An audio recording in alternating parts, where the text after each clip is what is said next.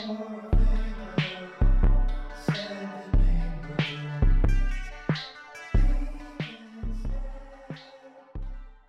hello. You're listening to The Craft of Being, and I'm your host, Anna. Some people call me River, you'll see. We'll get through it together. And it's true, folks, this is the very first episode, and I'm so glad you're here at the start. In this space, we're going to talk about creativity and the ways it lives in us, how it shows up for us, and we for it. This season will take us through a series of candid conversations where we will dig into what the heck even is creativity. Up to, including, and beyond the aesthetic, we will talk about the creative muscles that live within every single one of us, within you, yes, you, and how creativity evolves with us across life, work, art, and the pursuit of, well, everything. I like to ask my guests to start with an introduction, and then I ask, do you feel like a creative person? And right now I'm asking you, whomever is listening. If you do, shine on. And if you don't, my second question is, what would it take to change that answer? In my best moments, my most willing and open moments, I think of my creativity as a way to understand myself via how I process and share information and ideas. Sometimes being in a creative state is a low stakes activity that loosens the steam valve and just plain feels good. And other times, creative choice and action is deeply internal and it can feel risky when we finally decide to put our ideas or feelings out there. But in that risk, there's a kind of intimacy. There's a moment of learning how to support yourself as you do it, and I think that's a beautiful thing. There's also the final product element of a creative endeavor. This is a way for someone else to consume it or bear witness and ultimately engage and be changed by it. Sometimes dramatically, other times not. When that happens, a conversation is happening between the thing you made and the person interacting with it, and also between the parts of you that needed to make it in the first place. This might be a novel, or a scientific hypothesis, or a recipe. General categories that I see over and over are storytelling, problem solving, visual thinking, experimenting, collaborating. Again, these are umbrellas with much context and intersectionality at play, so I mean these as guideposts. People may use all of these muscles in equal measure, or just one or a few based on the circumstance. So, some straightforward examples. Skills in marketing is very much about storytelling. Interior design requires attuned visual thinking creativity. My favorite scene from Apollo 13, the square peg in a round hole to save the astronauts, that's problem solving. You might call it thinking outside the box. That's the MacGyver type. You could say creating a new pie recipe is a strong experimental type of creativity. Jazz, so strong in collaborative action. All very different applications. I wanted to start here with this interview today because, well, first, he and I have been friends since we were just kids ourselves, basically, and now he is an elementary school teacher with much insight into the early ways that we learn, think, feel encouraged, get derailed. This conversation lays some foundational ground around the concept that creative identity is deep seated and flourishes in a divergent thinking state. Essentially, divergent thinking is the ability and interest in generating many possible solutions or ideas from a single prompt. Research tells us that young children are naturally strong divergent thinkers, but this lessens over time due to a lot of external reasons, certainly here in the Western world, where our education systems more often emphasize standardized testing and our society values individualistic achievements. Nurturing childhood creativity involves keeping the door open to exploration and multiple perspectives. If you're up for a little rabbit hole, I put some links to articles and studies about divergent thinking in the show notes today. As you listen to this conversation, and as you join me in the episodes to come, I want to invite you to think about how creativity shows up in your own life and when you first felt that you could welcome in the raw materials that make up your creative identity. Inflection points for a shifting creative identity come up as many things: friction, recalibrations, failure, self-trust, exposure, success, joy, validation. How we respond to all of these states help us figure out who we are and what we have to say and how we naturally want to say it.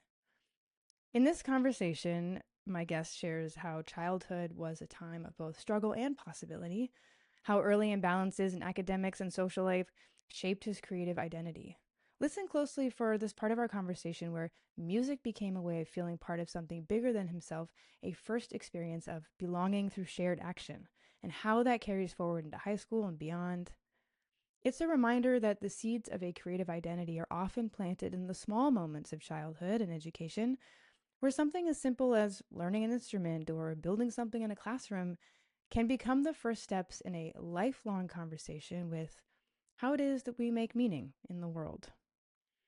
It's important to nurture this forging of the self. That sounds very hits of Mordor, I realize, but truly something crucial is happening when we first play and try. The perspective in this conversation you're about to hear, being from a teacher who not only continues to success how to fill and refill his own cup, but also how to encourage those kids to try flexing different creative muscles in all sorts of tasks. With the chance to see ourselves as capable of creative choices, we gain the trust that there's value in trying, that our ideas matter, and we start to see creativity as something that's possible for us too. So, welcome to the Craft of Being, and let's begin.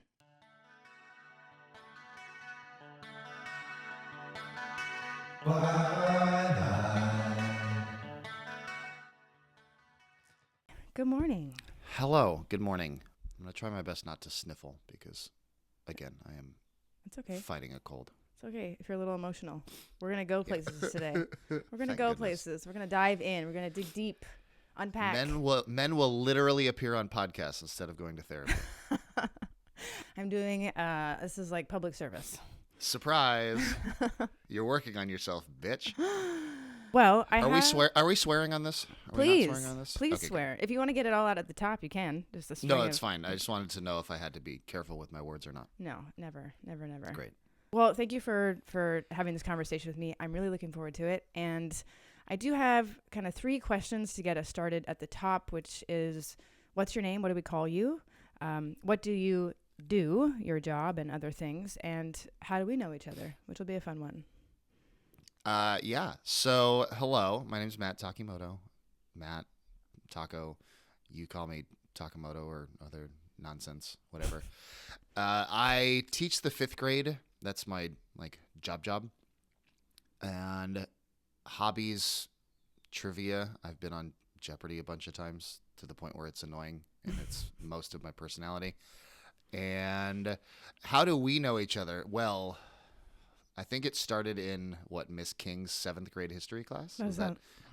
Was that the first That sounds right. person to person experience? I have memories of a trombone as well, if that rings any bells. Sure. I was the asshole in the back of the band room thinking he was better than he was. I think. I think the trombone lasted like a year. I still have one. Okay. I can still play it. I also still have a clarinet, but my first very simple question to you is, do you feel like a creative person? I definitely do feel like a creative person. I think my job in teaching and what led me to education in particular is it is a very creative profession. I think on that problem solving side mostly. And that's also why it drew me to elementary education, because I get to do a little bit of everything throughout the day, and I'm not necessarily, having that high school thing where you're just repeating the same lesson 4 times. You're getting to do everything once and figure it out as you go, and things don't work and you take a step back and you go, okay, well, that didn't work. What happened there? Was it just a weird day, or was the lesson poorly set up, or was it a full moon, or was it too windy outside? These are the problems that elementary school teachers deal with. When it's windy outside or when it's near the full moon, less gets done. Thinking back on, I majored in music in college, and that was a huge part of my life for a long, long time, and I really don't play instruments anymore. The reason for that being is I don't have people around and in my life to play music with, and that was the draw more than just can I play the trumpet or can I write a piece of music. It was, who am I writing this piece of music for, or who am I playing these instruments with? That was the juice for me versus just the craft of music in and of itself. Sure. I started playing the trumpet in the 4th grade, and elementary school was challenging for me because there were a lot of, imbalances between academics and social stuff, and probably undiagnosed neurodivergences thrown in there along the way that weren't being dealt with at the time. And so I remember friendships being really hard in elementary school. Like I had a couple of really close friends, but not many. And fourth grade music kind of felt like a time where I was a part of something bigger for the first time rather than it just being me and my own devices and my own brain. And I think that kind of stuck where it was like, oh, music is what I do and something I really like, but actually what it was like being a part of a community was something I really like. And so kind of that grew and grew and grew from there, and through middle school and high school and into college I continued with it. And the opposite end of that spectrum was, being in the composition department in college, having a professor who was almost the like anti-collaborator, who I was getting a lot of feedback from him that I got the sense that he was giving me this feedback because he didn't personally like the music I was writing, rather than it didn't make narrative sense or it didn't make harmonic sense or whatever. The thing that broke me was I was writing a horn trio. I was like, I don't like know any French horn players well at all. I I don't know there's no story behind this piece. There's no reason behind this piece. I'm just throwing some notes on a page to try and appease someone I don't actually like. And I'm doing it by myself at my house because I don't really have anybody to vibe with. That was kind of the point where I think music shifted for me. And I continued, like I was in a band after that. I wrote for Finding June after that. But those were reasons to be creative. I think there's definitely something, particularly in elementary school, but throughout, of just this idea that whoever's doing the talking is doing the sense making, and finding opportunities in the classroom to allow students the space and the freedom to work stuff out on their own and figure out what works best for them is sort of a big kind of tenet of my classroom practice, where there's a lot of opportunities for, especially in fifth grade. I try to kind of run it like middle school, junior, and give them opportunities to miss a deadline because they're screwing around, or not not meet all the criteria for something because they weren't paying attention, and using kind of that reflective process of like, let's make a mistake and let's be messy and go, okay, in this mess, like there were some really good things in here, let's identify them and go, keep this and junk this and pay closer attention to this and don't forget this. And then you kind of build more of a holistic and genuine way to self-regulate in terms of that creativity and in terms of that kind of the academic side of things, rather than it being I'm just doing this because my teacher wants me to do it. Like I never want my students to have that feeling. I really think that when people say, oh, I'm not a creative person, it's really because at some point along the way, there was some sort of doubt or insecurity about how they are using that creativity. It didn't go well, and someone didn't go, oh, that's okay, we're just going to try this again this way. Or someone tries to squeeze themselves into a box that is a little bit adjacent to what their natural skills are, and they don't go back to trying the other skills. Do you feel like when we were in school and you were learning those things about yourself, I know you mentioned elementary school, but as you went on, do you feel like you had space to play and to learn about yourself like that? I think I did, but it wasn't necessarily at school. I think a lot of my play and figuring out kind of who I was and what really sort of excited me like happened outside of school, whether it was at home or hanging out with friends in middle school and high school, or doing the things that made me feel like a more independent person. But in high school, I quit the baseball team and did theater my senior year of high school.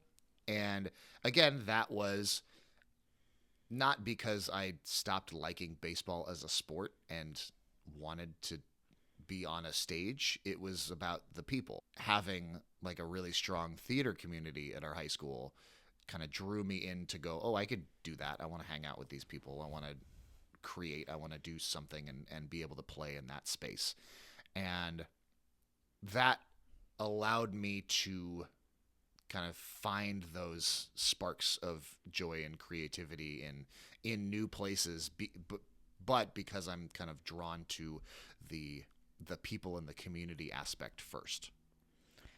Yeah, sure. It's a super collaborative space. And that senior year, you were with the thespian troupe, which is just all about let's sit in a circle and first talk about our feelings and then talk about the show we're going to write and then talk about our feelings again, which is pretty much what we did for 9 straight months. I always feel like everyone should spend a year in school, just spend a season, like just do a play. You'll really kind of crawl out of your shell. Absolutely. And yeah, as an introverted person who, again, with whether it's anxiety or whether it's just introversion or whatever, the needing somebody to drag you into a space at times is helpful. Like there are moments where I will go, "Ooh, I want to do this thing," but all of the other like personality barriers to get to this thing aren't there. But if somebody goes, "Hey, you're doing this now," I'm like, "Okay, great, I'm in. Let's do it. What are we doing?" Like I feel like, if one of my friends all of a sudden was just like, "Hey, we have a band, we need a trumpet player," like I would immediately start practicing trumpet for we have a band, we an need a hour or trumpet two player. a day. Right, exactly. I'm hearing so much in this conversation from you, this like nurturing the self, meeting the self where you're at to feel both safe and challenged to really be yourself. I've used this descriptor before, and I'll probably use it in every conversation I have.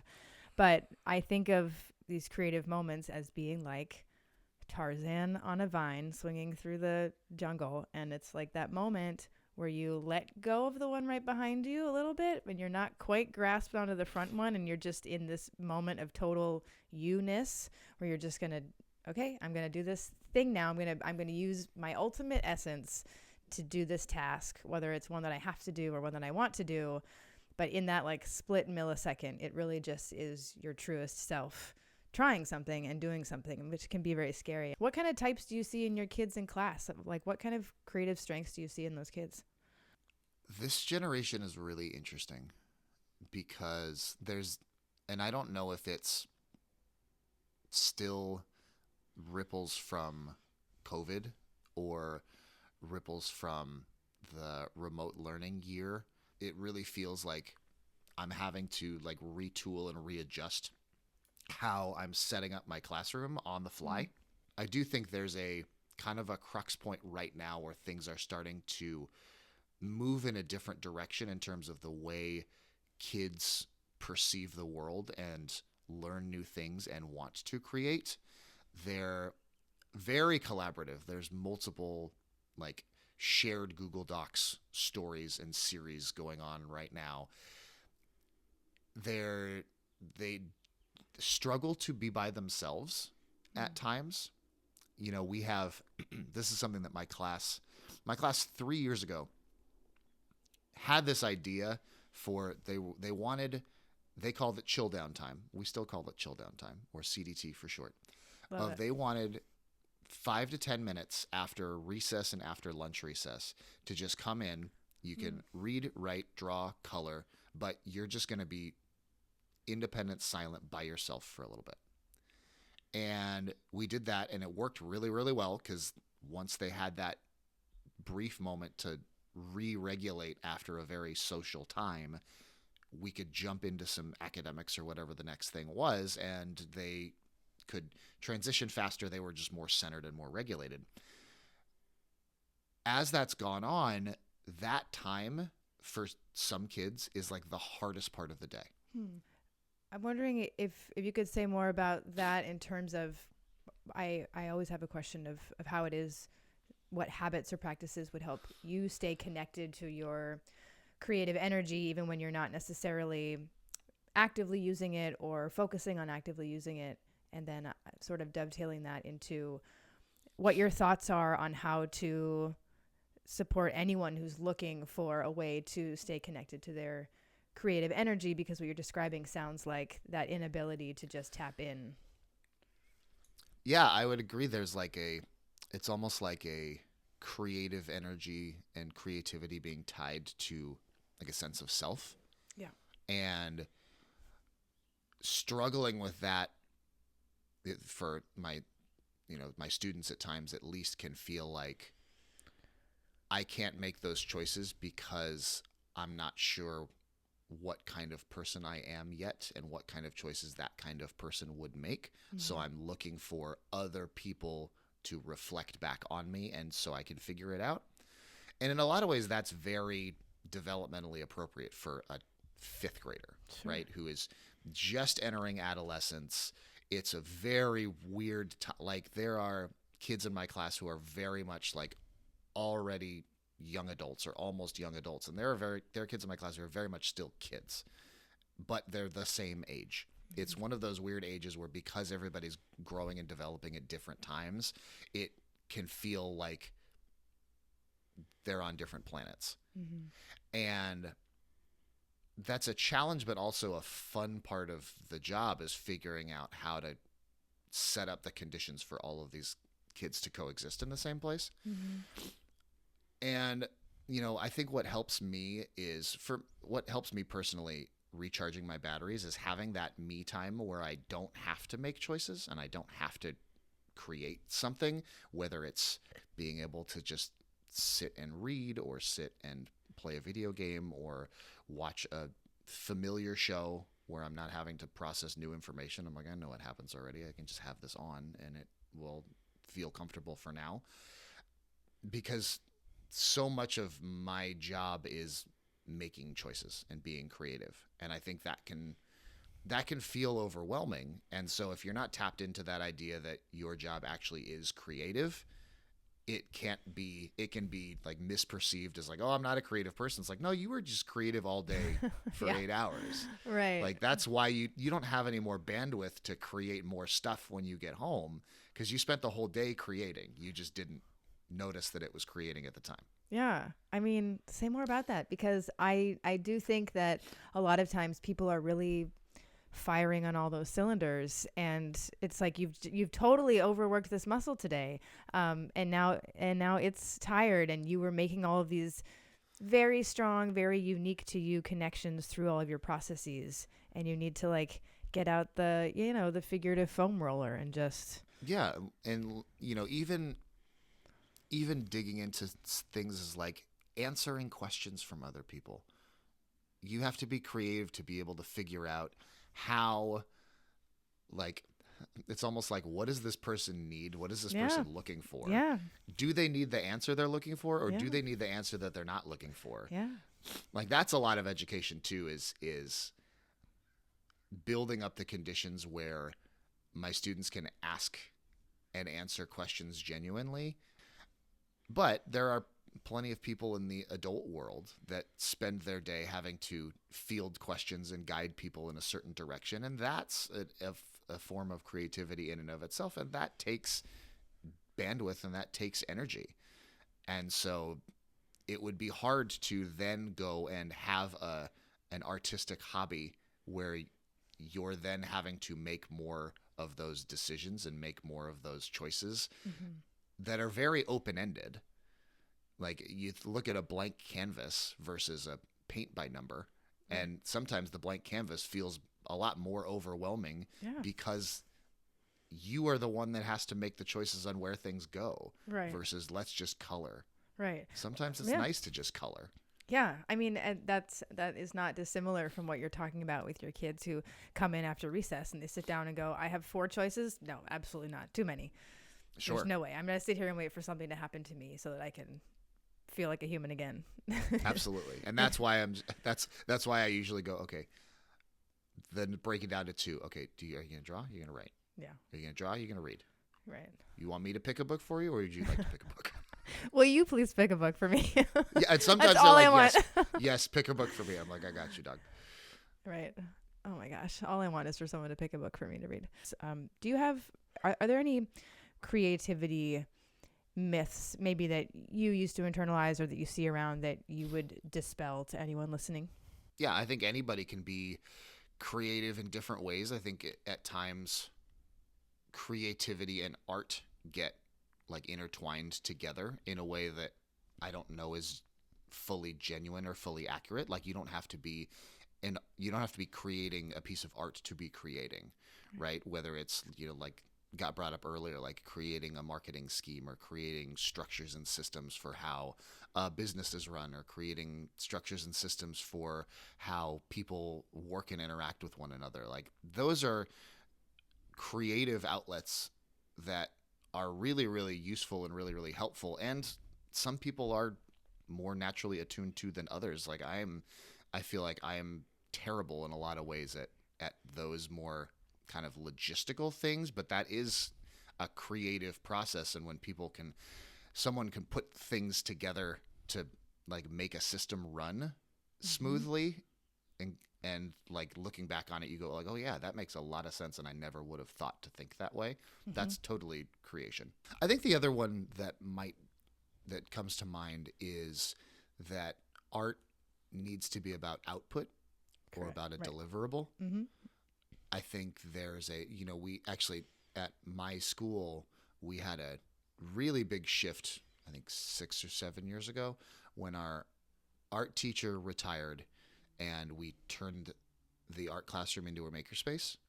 Mm. And it went from this art teacher who was output driven. Like our walls looked amazing, like the art that kids were putting out looked incredible, Mm-hmm. and it turned into a makerspace where things were like, it was just like cardboard and upcycled stuff and a bunch of nonsense and chaos, and it looked messy. Yeah. But the kids really responded to that process of like, this is more fun to make a pencil caddy out of toilet paper rolls than it was to make this, Yeah. painting or portrait that looked really nice on the walls but Mm. wasn't as fun or fulfilling to go through the process of. Yeah. I once made my mom a I don't even know how this came to be, but it's like a horse-shaped piece of wood, and its head is a clothespin. I don't know. Sure. Very functional. She uses it to this day. She like whatever bill she has to pay that's coming up. She just snips it right into the horse's mouth. Look at that. Brilliant. I mean, if Perfect. that's not art, I don't know what is. Frankly. uh, is there something that you are reading or listening to right now that you love a lot that you would share? That's a really good question. The current favorite thing I'm reading, because again, like I don't read books for adults. I just don't. Um, because my job doesn't give me the time to read books for adults, because I'm reading books for middle grade kids all the time. But the current favorite thing that I'm reading is this. It started as a webcomic, is now released in graphic novel form, called Space Boy, Mm-hmm. by Stephen McCraney. It is, without hyperbole, one of the kind of most impactful things I've read. It's it has all these themes of like inner identity and how much you share with other people versus how much you keep inside. There's like action, there's adventure, there's these like quiet introspective moments, which doesn't happen often in like a kid's graphic novel series. Usually it's just overstimulation, action, action, action all the time. Mm-hmm. It's wonderful. You see how I got you to pick a book for me? I did it. Yeah, good This is what I needed. My last question is, why did you not mention the time we choreographed a James Bond halftime show for marching band? Well, I was just trying to keep that very. I mean, the bigger question was, why haven't we talked about Breakfast at One? Oh my gosh, Breakfast at One. That's a That's really maybe the most aggro creative and hyper creative thing that we've ever produced. Yeah, if how let's see. It's like it's a British period farce. Go on, you take it from there. A British period farce musical. Yes. Um, there's like gender bending happening. There's a lot. It's in the oeuvre of like, it's like Lewis Carroll where we're making up words when we need to. Uh, there's yeah, it's kind of got a little bit of everything. It feels like almost at this point it's like a it feels like it belongs on like Kids in the Hall or some sort of like very, very like aggro and to the end of the spectrum sketch comedy show. Yes, it also had those like act breaks that were very like existential black box theater Beckett moments where like people come out in like a turtleneck and like a blade of grass. A stalk of wheat is what it was. Yes, there were interludes. There were hyper modern theater interludes in this British period farce. Incredible. That was very much like Waiting for Godot. Like Yes. nobody ever got to Breakfast at 1. No, we're still waiting. The whole story was people like being excited and getting ready for Breakfast at 1, but it never gets there. I know. It really was our Godot. We peaked early. We peaked at 16, 17. We did. It's all been downhill from. It's all been losing collagen and losing steam since then. Those are the two things I was holding on to: steam and collagen. And now steam and collagen. There's our next play. I was gonna Steam say and collagen. That's the name of my memoirs. Actually, that's the epilogue of my memoirs. Steam and collagen. All right. Well, now that we're appropriately off the rails, I say we wrap this thing up. Thanks for talking to me. This is great. I love talking to you, and also about this. Yes. Yeah. Thank you for having me. Of course. This was fun. Yeah.